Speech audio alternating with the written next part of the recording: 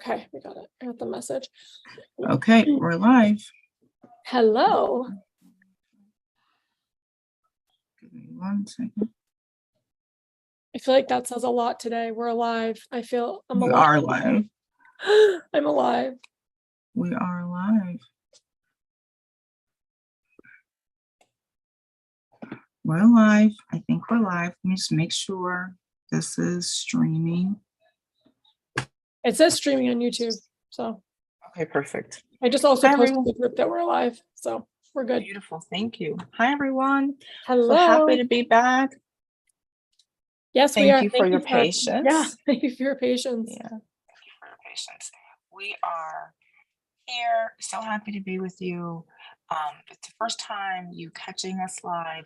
I am Samira Williams. This is my good friend and partner, Andrea DeLucia, and we're here Hello. to bring you some embodied leadership conversation around how embodied leadership really is trauma-informed leadership, and it is a journey and a process that we are happy to take you on for us to all go together, right? Arm in arm. Hi, Luana. If you're jumping on, please say hi. Hi, We'd love to Luana. know where you're from, how you're doing today, and what brings you into embodied leadership conversation. Any thoughts on that? Anything you want to say? I think that probably out of all this whole series that we're doing last week and then what we're doing today and what we'll kind of tip on tomorrow, really today I'd say is the creme de la creme, right? It's like this is the really what it comes down to is your leadership, your trauma-informed leadership and the legacy that you're leaving. Because legacy, when I think about legacy, we don't think about it in like the doing things. We think about it as this big, again, we think about it as this big thing, like, someone that leaves like this major legacy. And it doesn't have to be like that. Your legacy to me is your message. It's your body of work. It's how you are moving through your life and what people will say about you when you're no longer here. And like we talked about, it is in the post that I posted in the group about that lighthouse message, which I will take you through a little bit of that. And there's an exercise to that as well that I'll post in the group where you can cultivate your own lighthouse message, because that really is what that legacy is. But then layered on that is that trauma-informed leadership. We cannot be leaders, and this might just be me, but we cannot be leaders if we're not trauma-informed, because at the end of the day, going back to brass tactics, trauma-informed is the awareness piece. Beautifully said. I so agree with you. I just want to expand on this a little bit. My thoughts on we are all leaders, right? We're all leaders.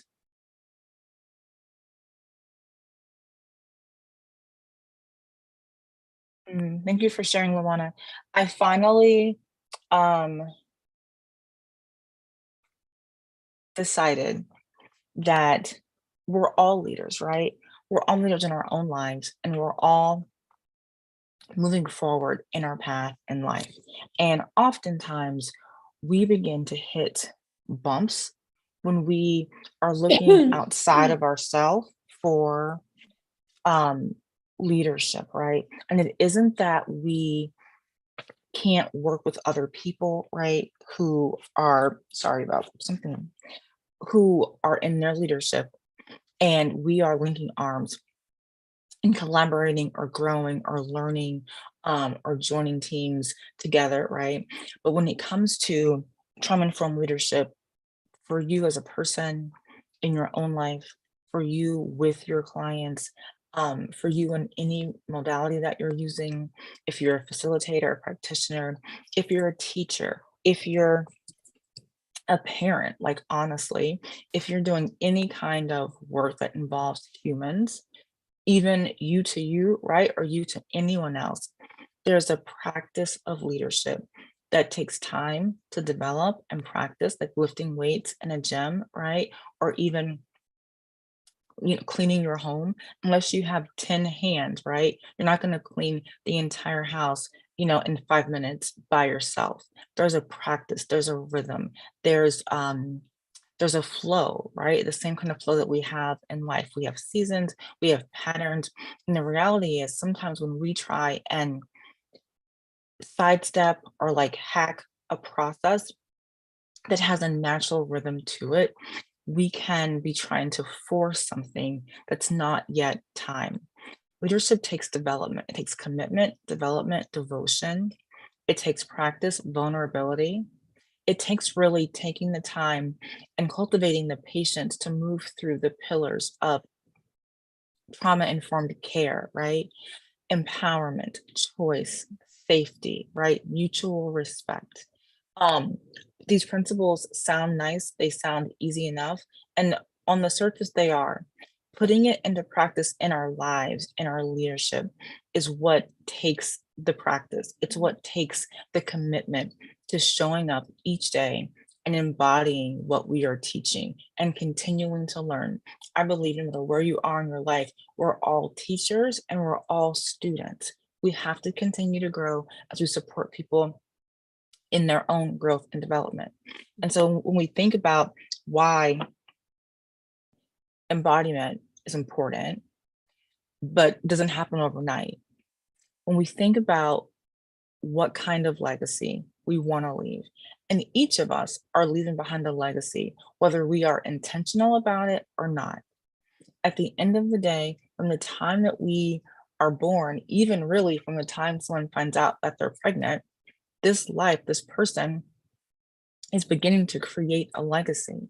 When we are born, when we go through our life, we have experiences, we have adversity, we have challenges, we have traumas, we have victories, we have triumphs, right? We have all of this sacred items going in this one big pot, right? Coming together and creating the story of who we are, the story of us, right? And so when we think about the legacy and how we want to embody this and create it with intention, what we are truly saying is we have to start with the end in mind. Leadership is being willing to show up and face the hard. It's being willing to talk about the hard things that would be easier not to talk about.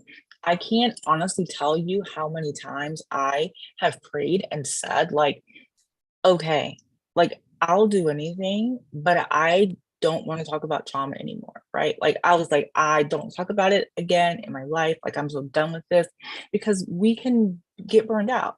We can have compassion fatigue. We can sometimes fall into a pattern of not taking as good of care as ourselves as we need to. And when we're constantly giving and not pouring back in, there becomes this imbalance. But the truth is, I loved what Andrea said about this lighthouse, which is I'm going to talk more about that as we continue this month sharing about our community. The truth is, I think we're each, I believe on my heart, we're each here for a reason, on purpose, for a purpose. And part of that purpose is the thing that you are meant to impact while you're here. We said earlier in our series, not everyone's meant to have a platform like Oprah's, right? Like that's not everyone's path in life. But I believe that we're all meant to impact something in this earth. And when we start to get curious about that, many of you are, it's why you're here. You understand that you want to support people on their healing journey. You may have gone through your own healing journey. Those people who are pulled into trauma work have had their own experience with trauma. And we believe that if you are human on this earth, you've had an experience with trauma. And we are working so hard to take away some of the stigma that comes with talking about trauma and normalizing it as a part of life, just like health and wellness. There's trauma, there's ways to move through it. But part of our leadership is to understand that when we embrace creating our legacy intentionally, that's when everything changes. Mm-hmm. Yeah. I want to just comment on what Luana said because it's so beautiful. She said that I think learning about trauma is what led me to being exposed to emotional intelligence. And Luana, I just want to say cheers to you, because I 100% agree with you. Because I didn't really know much about emotional intelligence until I entered the trauma space either. And I was like, what's this emotional intelligence everyone keeps talking about? Like, I have no idea what that is. And then it led me to curiosity. And I think just like this masterclass series, you were curious, and that's why you're here today, because you are curious about our perspective. You're curious about, the embodied leadership, and what does that exactly mean? And I think that's beautiful. What I want to say directly to your comment is that just what I was saying before, when we're talking about that lighthouse message, the awareness is really what's important, because when we become more aware, then we know we have a divine responsibility to step into that embodied leadership. Awareness comes with a price. I just want to be completely honest with you. You ever notice in a relationship when you've evolved and this relationship hasn't evolved and you're now more aware and you're like, dang, like, I don't know if I can be in this relationship anymore because you're in a different space. And it's not that I don't love you. It's not that I don't like you or respect you. It's just that we're playing on different fields now. And what has happened is you are now more aware. You are now more aware of what's going on, and that other person hasn't caught up to it yet. So when we're embodied in our leadership, we are now more aware of what our doings are in the world and how they're affecting other people. So when you say things like trauma informed, that's not just a buzzword. That is an actual clinical term. There's a meaning behind it. There's awareness behind it. And that comes with a responsibility to now become embodied in this work.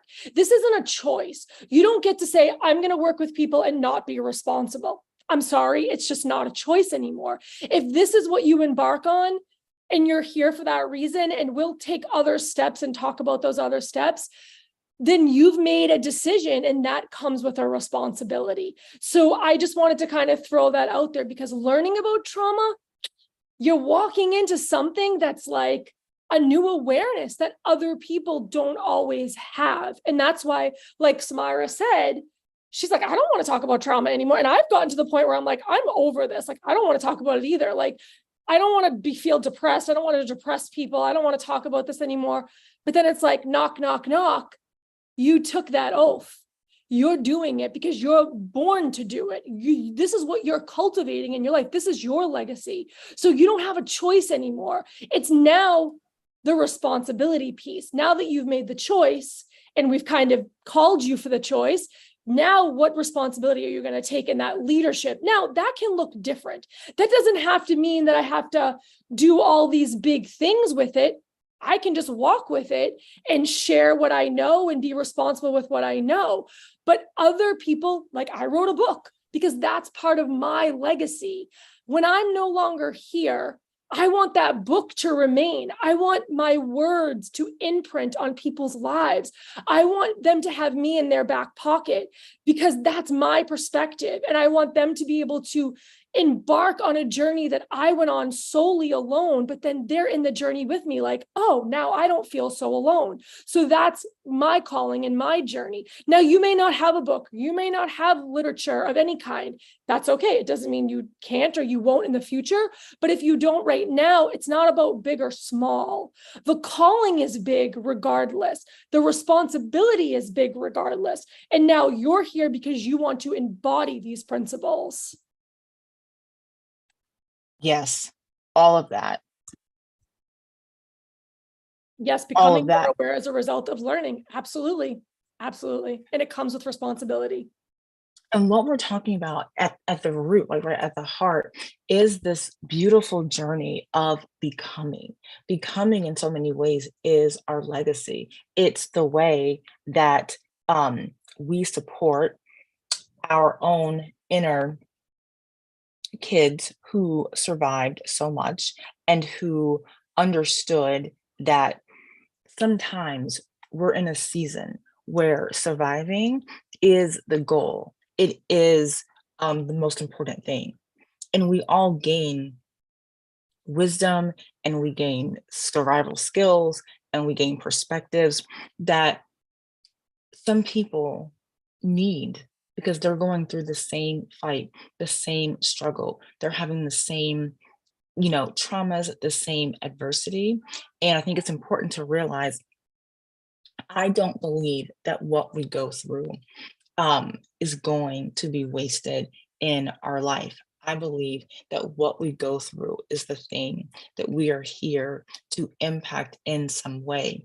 And it doesn't mean that we are glorifying trauma or adversity or pain, or violence or broken people doing broken things to other humans. I'm not saying that, but what I am saying is if you survived whatever you survived and you've come out on the other side, Mm. there's an alchemy that happens. There's this sacred transmutation that happens by the mere fact that you survived. It doesn't mean that there's not still work to do on yourself, with yourself. We're all growing and evolving over a lifetime. But it does mean that you can now be a guide to other people who are at the bottom of that mountain making their way back up. However, it is a privilege to be able to walk with people on their journey. And we cannot take that lightly. We Mhm. cannot take it lightly. And we cannot pretend that just because we figured out how to change our own oil, right, on YouTube, that we should all of a sudden now say that we're a certified technician who can change anyone's oil at any time on any vehicle, right? That's not truth. It's not ethical. Same thing happens in a lot of ways when it comes to trauma, in terms of there's a certain level of practice, of training, of learning, of understanding, of putting what you learn into practice. For therapists, when we go to graduate school and even in undergraduate school, there's hundreds and hundreds. And once you're in a master's program, thousands of hours of clinical hours you have to do to gain the skill, to practice it, to learn to embody it, to learn how it works differently on different people. We Mhm. learn about cultural competency and ethics, and how sometimes we have to figure out, not sometimes, every time, we got to figure out our own triggers, our own stuff that maybe isn't as healed as we thought, and it's coming up in the work with other people. We have to be able to hold our truth, their truth, right? And the intention for the work you're doing with somebody. And this can happen in any capacity. We can have triggers, anyone can have them. It happens with doctors, Mhm. attorneys, any professional, right? Really, anybody anywhere can be triggered. But the difference between trauma informed care and someone who's just trying to maybe do a good job, right, is you take very seriously the intention of first, do no harm, Yep. and second, there's the responsibility to learn what you do not know. We can't say forever as an excuse, well, I didn't know. Sometimes our intention isn't to hurt other people. We hurt other people often unintentionally, because there are things that we refuse to do, right? In the learning, in the growing, in the evolving. And what I know for sure is that people who are in this work care about other people immensely. They want to offer support, they want to offer safety. And so many of us are being called to offer more inclusive environments. But part of that means really understanding what it means to be and embody inclusivity. It means, are we willing to work through the blinders that we have on? It means working through the things that trigger us. It means working through how to hold hard things. So much, I think, that contributes to imposter syndrome, which is what I feel like, and perfectionism, right? And all of the self-sabotage traps and hazards that we all can have, is this idea, I think, in our head that it needs to be perfect, or that we need to know everything, or that I don't want someone to ask me a question that I don't know the answer to, or I don't want someone to ask me about something and me not be sure how to lead and guide them, without having the proper support and mentorship of people who have gone before you, who have learned how the practices work together, and are and how they work together and how they can be deepened over time. We can hold ourselves back from doing the work we're being called to do because we don't feel good enough to do the work, which I believe is a trick of darkness, of, the enemy. I think it's a trick that's trying to prevent people, light workers here, to do their great work in the earth when it's so desperately needed now more than ever. Yeah. And I wanted to say too, when we are making choices in our leadership, one of the things that I find to be very interesting, and it's something that I've been really putting more, not action towards, just more observation towards, because I'm always, before I used to be very action like oriented, like move, move, move. And now I'm shifting into my leadership more about observation. As I begin this new job, I'm observing. As I, embark on school, I'm now not the teacher, I'm the student. So I'm observing, right? And in times in leadership, there are different seats that we take. We might be we're not the ones doing the actions, we're the one leading, the forces, all the things. And then there's times when we're just the observers and we're just like, okay, taking it in and processing it and allowing ourselves to embody the teachings, embody the feelings, embody, like, does this feel good? Do I want to stay in this space? Like, is this person right for me? Do I want to continue to move in this direction? And I've been really in that kind of space, and I'm still fumbling a little bit around in it because I'm not great at being like a student always. I'm better at a leader. But I've learned to be a better leader, I've got to be a better student. I say to my clients, if you want to be a good client, if you want to be a good coach, then be your best client. You've got to stand up the way that you expect other people to stand up. You have to do the things that you expect other people to do. And that teaches you when you're not doing it. It's like, oh, but I would have preferred that. Well, how come I'm not doing that? How come I'm not taking myself seriously? How come I'm breaking promises to myself? If I'm telling my clients not to break promises to themselves, why am I breaking promises to myself? So again, we're not talking about perfection. We're talking about just the embodiment of learning. It's a process. You're here to observe and to learn and to process and take in and then put forth what you want out in the world.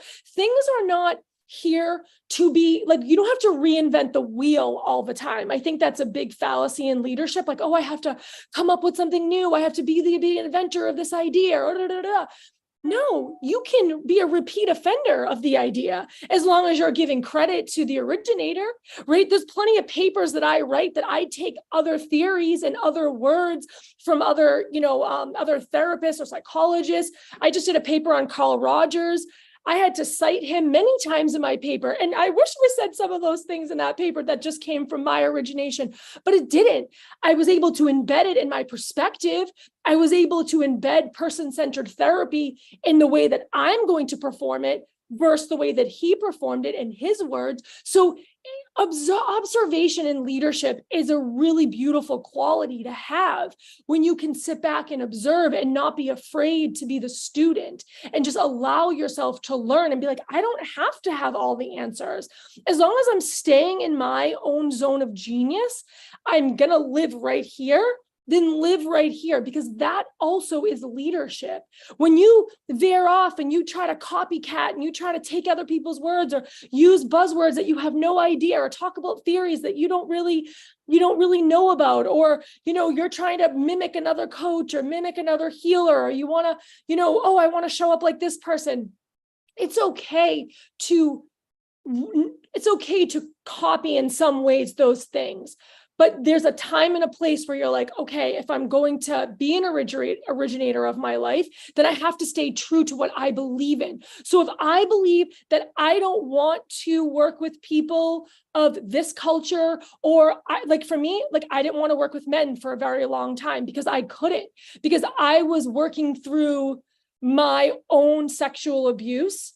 And I was not ready to support men because I blamed all men for my abuse. It's like I wasn't able to separate that all men wouldn't hurt me. I didn't trust men, even my own father. So it's like, how could I support a man when I didn't trust a man? Not until I did my own work on that sexual trauma, not until I did my own work on healing that masculine wound that I had in myself. Not only did I have to do work with my own father and our things that we went through, but I had to take it a step further. And then I was able to come to a place of like, okay, now I can support men because I'm embodied now in the work that I've done. I now know I have the awareness, the emotional intelligence.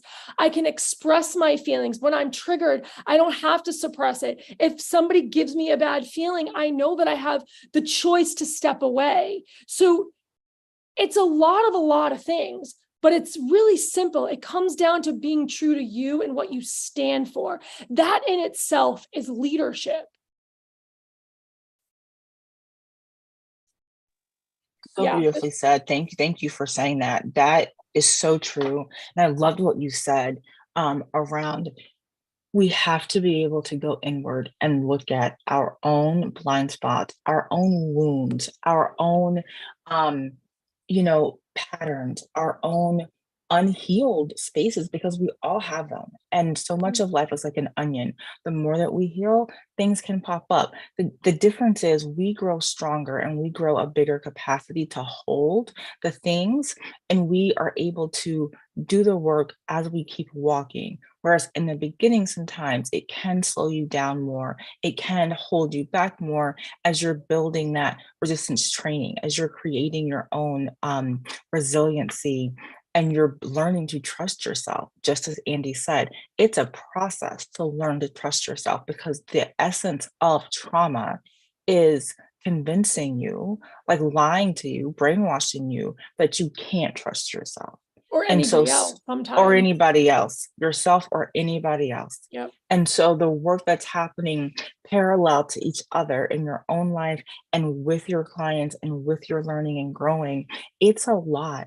And I think that so many people, I am passionate about therapy and I am passionate about coaching. And I think that they are equal but different, and for good reason. Yeah. The reason why I'm so passionate about both is they are both genuinely necessary. And I think there are people who find coaching who may never go into therapy. And there are people who find, and I meant like, as a client, there are people who will find coaching to get their support who may never want to do more traditional therapy, right? And then there are people that will find coaching and they will understand why they need therapy, why they need both. And I feel like sometimes when we have the recipe for something, I personally think, and we're going to talk about this in our community, how I believe that people that are doing soul purpose work need to be highly compensated so that they can continue to do the work, they can continue to give back, they can continue to offer their services and their expertise to organizations and to communities, as a gift when they choose to do that. I think there's a reason why we need to steward our gifts in an important way so we can continue to show up and use the gifts right in a good way. But I believe everyone has $1 million idea, especially every woman, for sure. Yeah.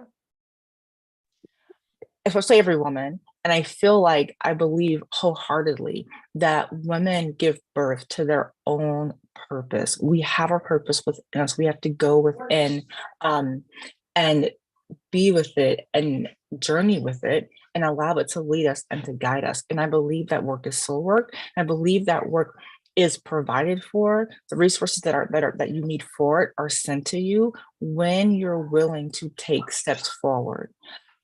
Sometimes we want the parachute to open before we step out of the plane, right? That's literally not how it works. The reality is we have to take this step before the parachute's going to open. And that can feel very scary. And to be perfectly transparent, there are jumps, right? But it took me years to work up the courage to even get on the plane, to get in the air, right? There was no jumping off because I didn't even want to get in the plane to go up in the air, right? I think we all have those moments. The challenging part is understanding. It doesn't matter how long it takes you to do what you need to do. You will hit a spot, you will hit the sweet spot in your journey where things begin to accelerate, things begin to click into place for you, things begin to multiply. And the impact that you thought would take you 10 years, 1 year, 5 years to like create in your own strength, you realize I don't need to do this in my own strength. I'm going to trust in my higher power. I'm going to trust in God. I'm going to trust in infinite presence, and I'm going to commit to the soul work that I know I'm being called to do. And this doesn't always mean that it starts off as like this becomes your full-time income. Maybe it doesn't. Liz Gilbert talks about writing for her was her passion, and she was going to do whatever she had to do to be able to write. She said, I've worked 2, 3 jobs before. My passion did not have to pay my bills. I had to surrender to the art and let the art take me wherever it was going to take me. And I love that so much because she's like, I had to take the pressure off of it, or I was never going to be able to do it in an authentic way. I do think our passion work, our soul work, can also be our right livelihood. It can be income producing. It can make us very wealthy. And I believe that having wealth in the hands of women who are going to do amazing things with the money is necessary. And for so many, we're being called to help steward that work. But what I want you to know in your heart is that if you're being called to something and it won't go away, no matter how over it you are with it, you're being called to it for a reason. And the more steps that you take toward creating the life that you want, towards creating yourself to be the person who can walk this thing out, the more resources, the more support, the more teachers, the more community, the more helpers will come to assist you on the path. But that stuff generally doesn't show up before you're going to take a step. They Yeah. work side by side. So some of us are stuck thinking it's not working. I can't make it work. I don't know what I'm doing. I don't trust myself. I can't make any money. I can't find a client. What Andy said was so key in terms of why are you doing the work in the first place? If we get so caught up in things that don't matter, we basically void the purpose. And I don't want that for women because we sometimes don't realize how powerful we are and how much our coming together intentionally, I believe, will be what helps heal this planet. It's not a small thing. It isn't a light thing, and it isn't something for us not to take seriously. I believe we are spending so much time, and I really believe that it is a spiritual attack. We're spending so much time in our own head. We are self-focused.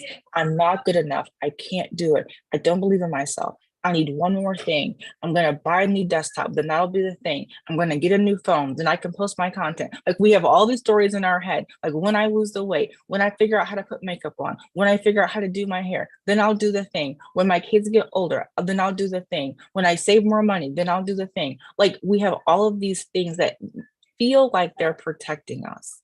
And in truth, our ego's trying to protect us. But the reality is, if you did not get a guarantee that your kid would be successful, would you still take the baby home and love it and raise it? If there was no guarantee that this dog was going to be able to juggle, would you still keep it? If you bought it, like would you still keep it and raise it and love it? There are no guarantees in life. Brene Brown says so beautifully, loving and living are the two riskiest things in the world. We're crazy for even doing either one of them because every day we wake up we leave our house. We don't know if we're coming back home. We don't know if our kids are going to come back home. We don't know if we're going to make it back home. We don't know if someone's going to come home and say, you know what, I care about you, but I care. I'm sorry. So sorry. Thank you. I care about you, but I can't do this anymore. I'm leaving, right? We don't know when heartbreak is coming, but what we do know is that when women heal and when women embody their own leadership and their own power and their own legacy, they help others do the same. That's why it's so important as women for us to really, at any age, lean into with intention. What do I want my legacy to be?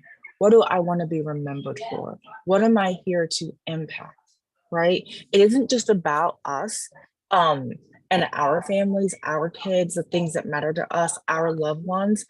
How will you be remembered on the planet? And this isn't about big and flashy and numbers.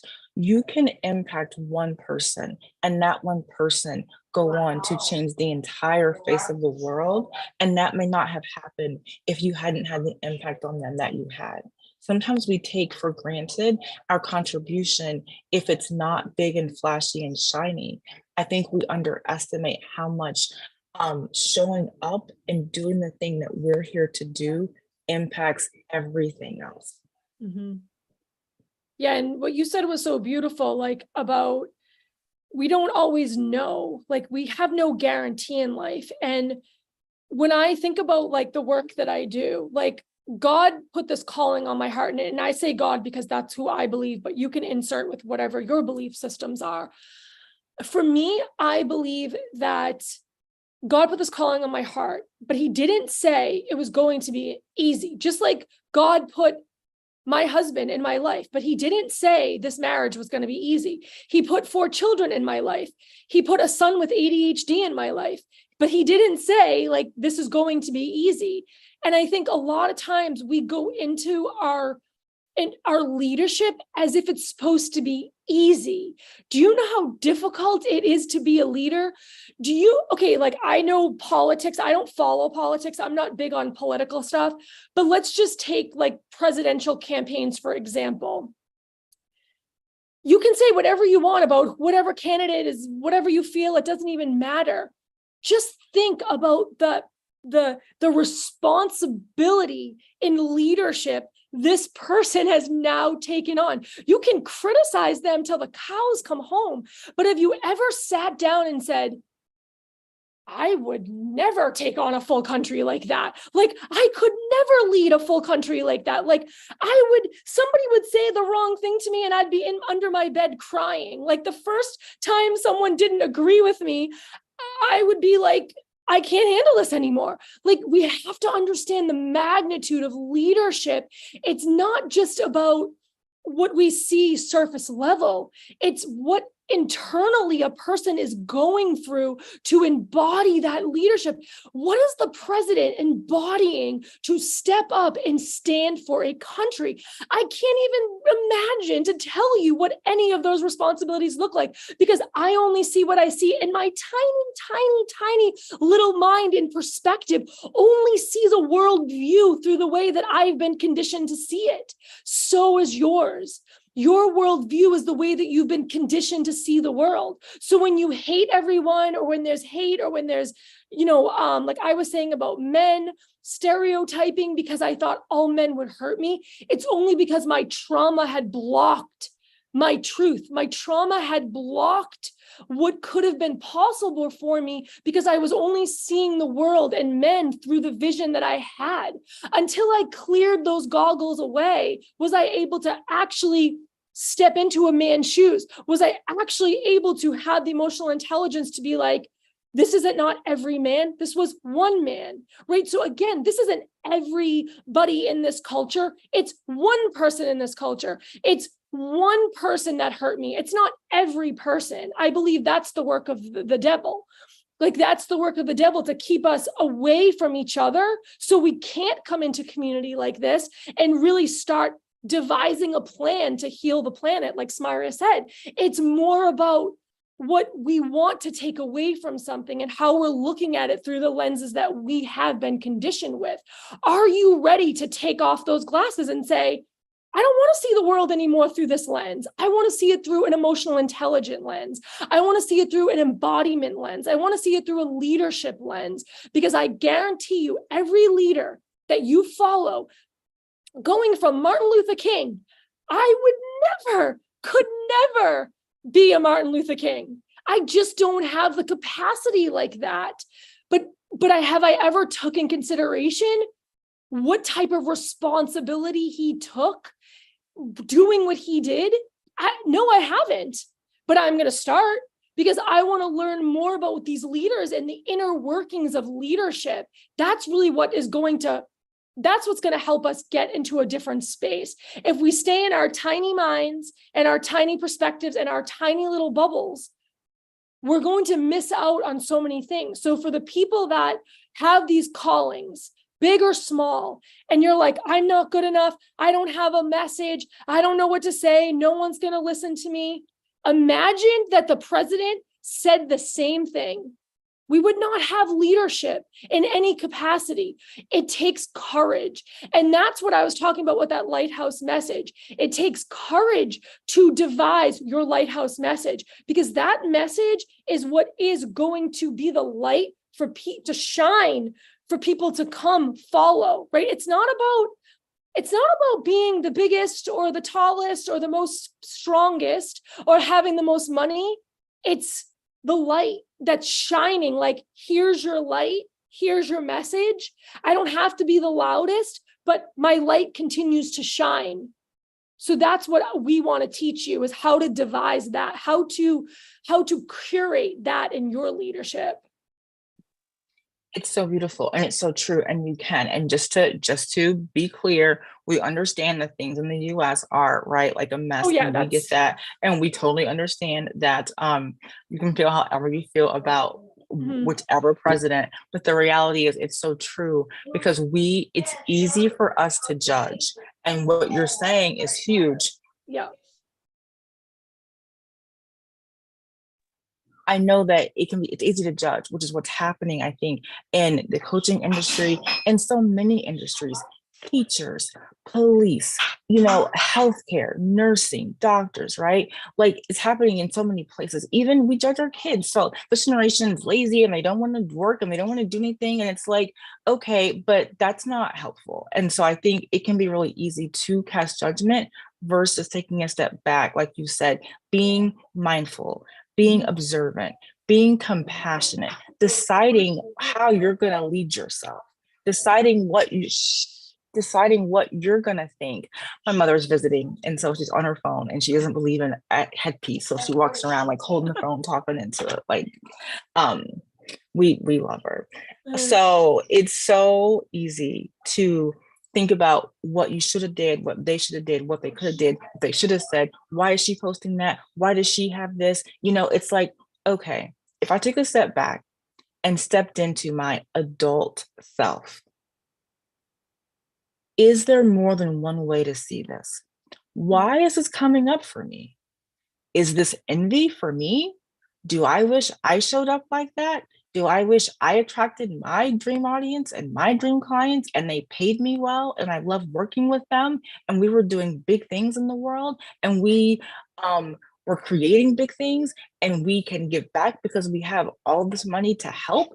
Like, am I feeling envy that she feels so confident in herself that she can post a picture like that, no matter what anybody says about the picture? If we could be curious about what's coming up for me, it isn't to say it's toxic positivity. I'm not saying that. Gosh, bud, it's not to say that we have to suppress our emotions or not be angry if we're angry or not be envious if we're envious or not be jealous if we're jealous. But leadership, self-leadership goes into curiosity. It goes into inquiry. You start to establish, what principles am I going to live by? Is it take nothing personally? Is it I'm going to lead with compassion and I'm going to lead with generosity? I'm going to have boundaries, but I'm not going to assume the worst right? Are we treating our clients and our communities and our staff and our patients and our, strangers with kindness, but also with the intention of you're a person. You're not a payment. You're not a billable hour.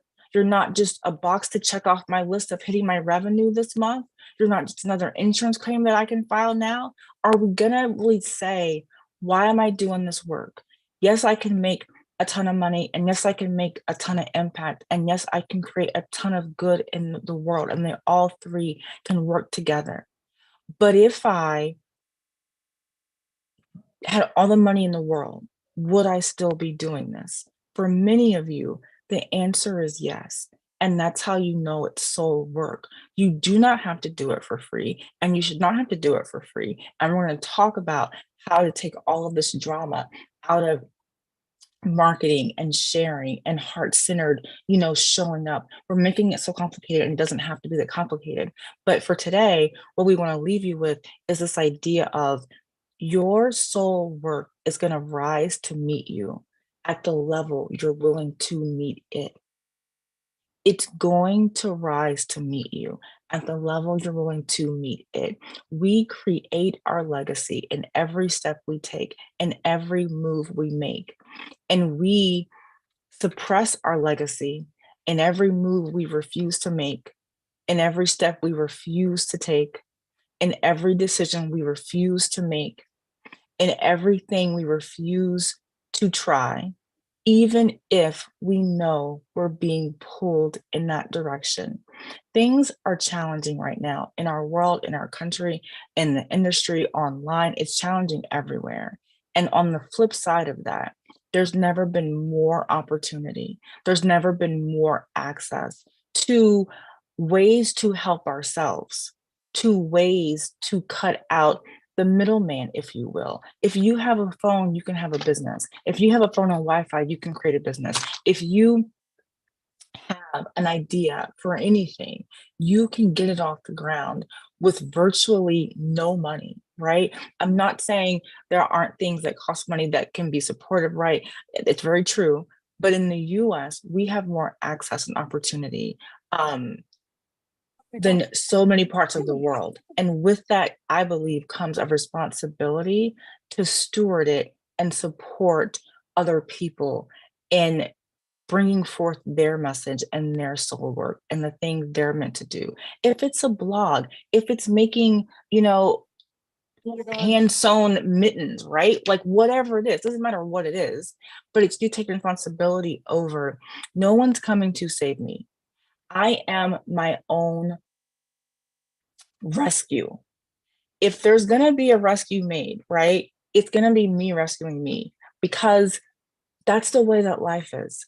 Do I believe in God that walks with me and that supports me and that helps me bring to pass the call on my life? Absolutely. But do I also know that we have to meet God on our way, right, to the thing?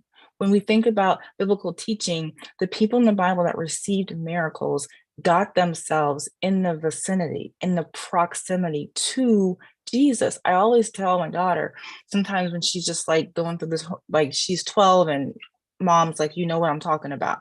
Sometimes she's just like, I don't want to, I don't feel like it, I don't want to go, I don't know where my stuff is at. Like, I'm like, okay, but you got to meet me halfway.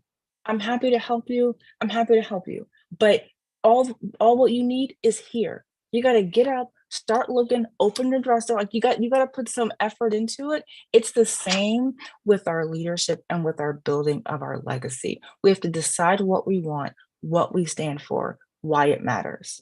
What do you want? What do you stand for? Why does it matter? What are you willing to do each day to take a step towards what you want, why it matters, and what you stand for? Beyond this idea of I don't feel like it, beyond this idea of I don't know what to say. This is all lower energy. This is all the younger parts of ourselves that are young and that need a leader. You're looking in the mirror at your leader, right? You have to lead your younger parts of yourself who need a loving parent to help grow them up. And you can. But the challenging part comes in trying to do it by yourself. We weren't meant to do this work by ourselves. It's too much. It's too big. It's overwhelming. It can be intimidating. And when you are pouring into other people, you need someone to pour back into you. That's literally how it works. It is a cycle. It is a circle. It does work that way. So we're excited to share with you in the next few days about our community that we are happy to share, invite you into, to help get some real support on trauma-informed leadership, the doing of it, the practicing, the embodying, the trying things that don't work. And what do you do when you try doesn't work how you thought it was going to work? Now, like, you're back to square one. How do we work through it but keep making moves? We're happy to share more about that with you. You're on mute, and Andy. Sorry, my dog, she's No crazy. worries. My dog's barking. But I was just going to say that we're excited to share with you about the community, and just kind of to also put in a little bit of perspective that when we cultivate anything that we do, the community, your message, all those things, this really is about you. So yes, the people in your life will have great benefits of the work that you do. Your business will thrive. You'll probably make more money. You'll have better relationships, quality relationships, that is. You'll become more aware of the things that are working and not working for you. But remember that, and I love what Smara said there about, you got to start somewhere. Like, we're here to help you. We're your guide. You obviously came here for a reason. Like, I don't believe that anything is like coincidental. I believe like there's divine reason why you're here. And so when we think about leadership, what is that next place that you want to go in your own leadership? And how have you been holding back your own leadership? Because you are that leader, and that inner child inside of you, those inner parts, which we'll talk more about, those inner parts, which part is the one that feels burdened by leadership? Because I know that there's certain parts of us, our inner parts, this dog, that feels very burdened by leadership. It's scary because it's a courageous thing. So we're going to walk you through all that over the course of the next few days. Beautiful. I am so Beautiful. sorry about this dog. I don't even hear it. I don't even hear it. I would love to know what you're taking away from today. I would also love to know, drop it in the comment section. Did you see Luana's cat? Did you see Luana's cat? It was jumping, like I was dying. It was like jumping. I love Luana's like cat. The wind, like, I don't even know. Such crazy. A vibe. The cat and the dog are both characters. We are having really cat and dog vibes. Yes, for sure. I love it. They want to be part of the conversation, comments. You know? Yes, they do. And hashtag replay when you are on the replay. And I really want you to think about, and we're going to post it in the group too. We'll post where you can join the group as well. What do you want to be remembered by, right? Like, if you had 6 months left on earth to live, what would matter? What would you be doing? What would be important to you to do, right, before you left the earth? When we think about these things proactively, it helps guide our choices, our priorities. It helps us decide how we're spending our time. It helps us to give our own self, right, a gentle, right, smack on the butt and say, sis, like, okay, person, self, what are we doing? What exactly are we doing? What do we want to be doing? And how can we cut the excuses and just start taking messy steps forward? We are so thankful for each of you. Thank you for being here. We look forward to seeing you in the free Trauma-Informed Coaching community, where we'll have the homework, your workbooks are in there. What we want you to know for sure is that we believe in you. Your work is important. You're important. You matter. And there wouldn't be this much resistance against you and the work, and you're showing up to do the work, and you're claiming the work, and you're walking out the work if it didn't matter, right? Like, we don't normally chase down things that we don't want, that we don't matter. Like no one's calling every store in the country, do you have any empty plastic bottles around? Like no one's calling for that. Like no one's calling and saying, do you have any broken down boxes that I can come and paint? You're not calling 70 stores at Christmas time for that. We're chasing down the things that really matter. So if there's resistance and if there is pushback, and for some of you, it's been like, it has felt like supernatural resistance. Like I've got every other area of my life working, but this one. I can do every other thing, but this. I can't get a client. I can't post. I can't be consistent. I can't think about the program. It won't come. Like I know where it is, but I can't figure it out. When we have so much resistance, I believe there's a reason why. There's something that's not wanting us to get the work out, to show up, to do the work. But we can take leadership even over that. We can decide, I'm doing this, come hell or high water. I'm doing it if nobody signs up. I'm doing it if no one likes the post. I'm doing it if I speak for free to start. I'm doing it no matter what. When we commit no matter what, is when the resources show up because they say, she's ready. They're ready. They're ready to do it now. Let's go, right? So when we begin to work on our journey of embodiment, I believe that heaven and earth conspire to support us. And we are so grateful to be a part of that support for you and guiding you toward your common firm leadership and your embodiment that moves you forward, the folks you care about forward, and this planet forward.